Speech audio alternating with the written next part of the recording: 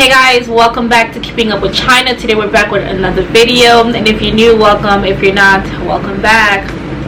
So in today's video I'm going to be talking about 5 deep truths about stuttering.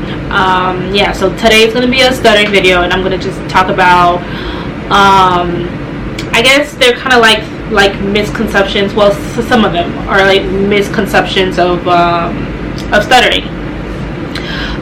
So just make sure that you guys like, comment, and also if you haven't subscribed and you've been watching my videos, please subscribe. Our channel is growing, and you guys, I'm really enjoying making these videos for you guys. So to keep the momentum going, make sure you guys subscribe and also turn on the notification bell so that you are notified each time I do post a new video.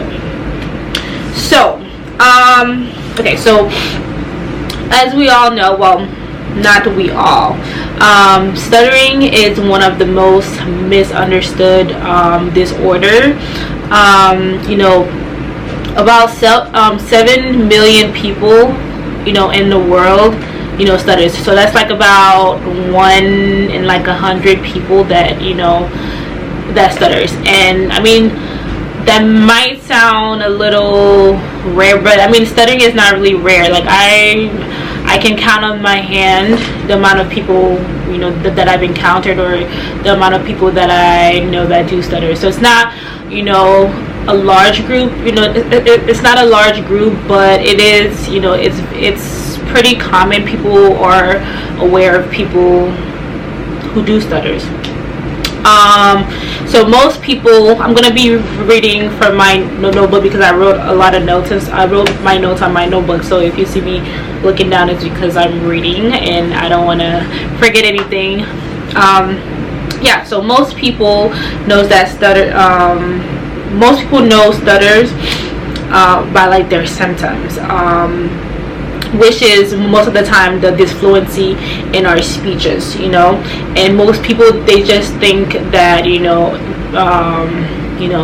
the symptoms that we have, that is that's the main reason why we stutter, because we the disfluency in our speech. So a lot of time we have to especially people who do not stutter, we have to see beyond just the symptoms. It's much more than just the symptoms, which is the the things that you guys see, us blocking and stuff like that. So number 1, stuttering is not a speech problem. I know you're just like, what? It is a speech problem.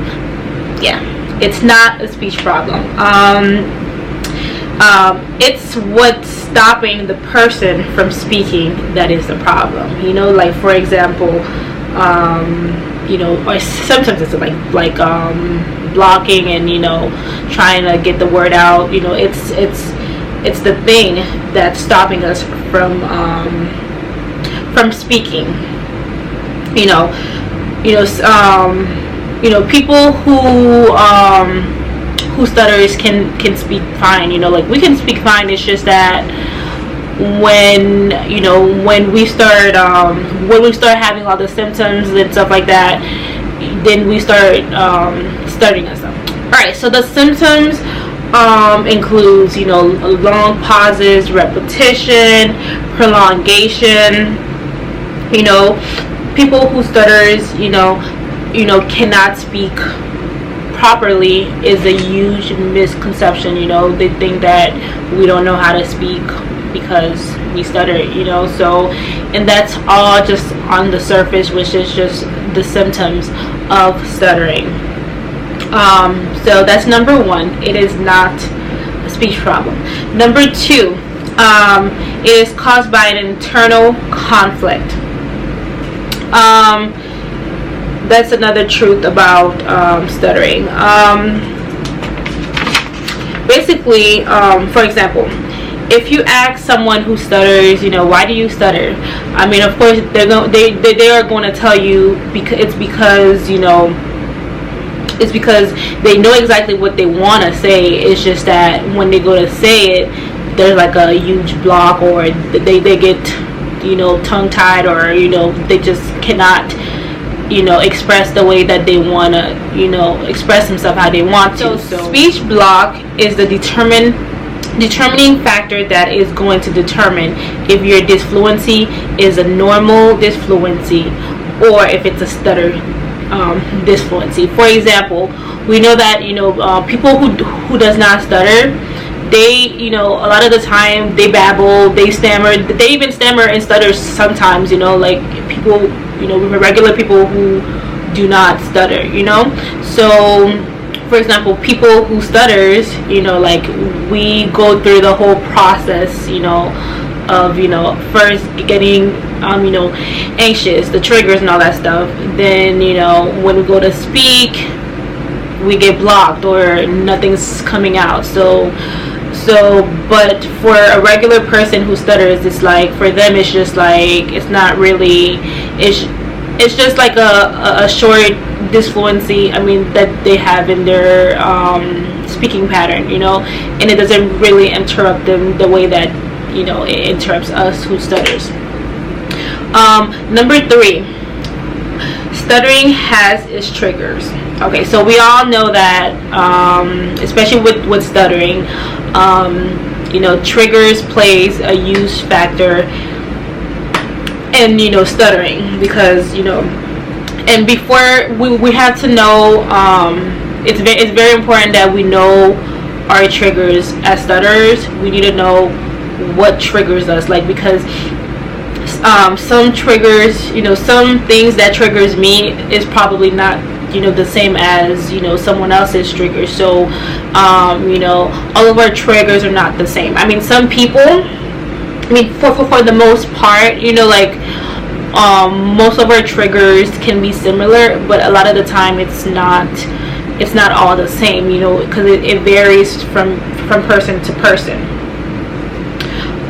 So triggers can be like words, sounds, names, people, and even like internal factors, you know, like intentions and stuff like that. All of those can trigger a person to, you know, to stutter. So it's very important that, you know, to learn what your triggers are, so that, you know, you are aware of them, and that, you know, as sometimes you can try to like work through it. You know, the more you know about your stutter, the more you'll be able to not even control it, just work with it, so that, you know, it's not like a burden in your life, you know.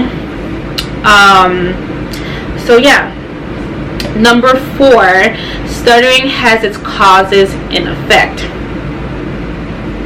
We have to know that stuttering is caused by multiple components. You know, it's not just, you know, black and you know, black and white. It's more than it's. That's why, you know, people say it's stuttering is very complex. It's not just like you know, a straightforward disorder. It's very complex, and, you know, it has a lot of components that come into play when, you know, when it comes to a person that do stutters, you know.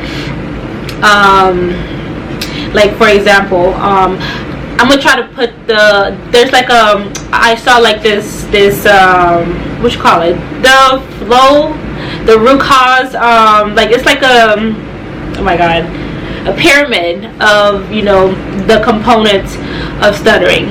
At the very top is the root cause, and then, you know, which follows by, I mean, the root causes are like, you know, intention, memory, triggers, speech block, and coping mechanism.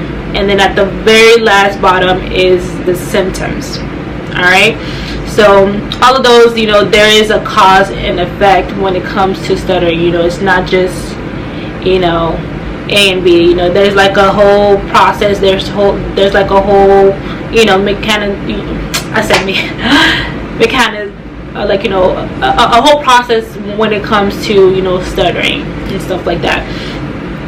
And then last but not least, number 5 is stuttering has a purpose.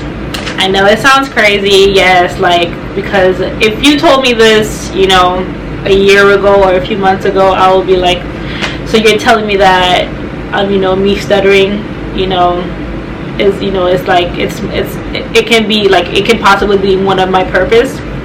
I would look at you stupid, like, what? That, I mean, to me back then, I thought stuttering was a curse. Like, I was cursed.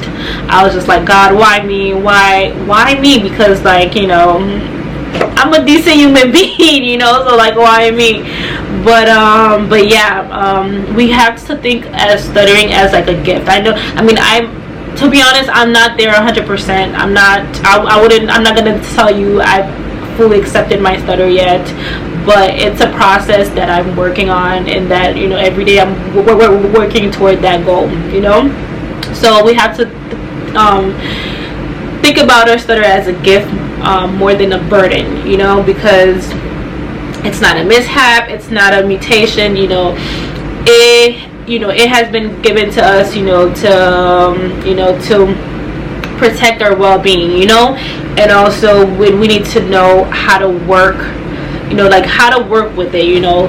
Like, I know it doesn't, like, a lot of people, you know, sometimes, you know, it just goes away automatically. Not even automatically, it eventually just goes away. But for most people, it's something that we have to live with, you know. So I feel like, you know, instead of seeing it as like a burden, we should, you know, see it as a gift, in a way to, you know, to encourage other people to just work on ourselves. And, like, you know, it's a way for us to, like, you know, just to work on ourselves and just becoming better human beings, really. And just, you know, being aware of ourselves, and, you know, that's, I mean, that's really it, you guys. Like, just really try to know, or, you know, try to work with it and stuff like that, and just, you know, try your best and do your best. Really, that's all you can do, because most of the time, you know, stuttering, you know, you're going to be stuttering for the rest of your life. Maybe it can get better. Like, you know, you can learn how to cope with it, and learn how to work, you know, work yourself around it and stuff like that. But really, truly, it doesn't really go away 100%. So, you know, we just have to work with it, and just, you know, learn to just embrace it, and just, you know, live life, you know, like it's not really there, you know. So yeah, you guys, if you guys have any questions regarding this video, please leave your questions and comments down below. Thank you guys so much for watching this video. If you you know, please remember to comment, you know, share this video with, you know, people that you know that stutters, or friends, or whatever. But yeah, thank you guys so much again. I will see you guys on my next video. Bye.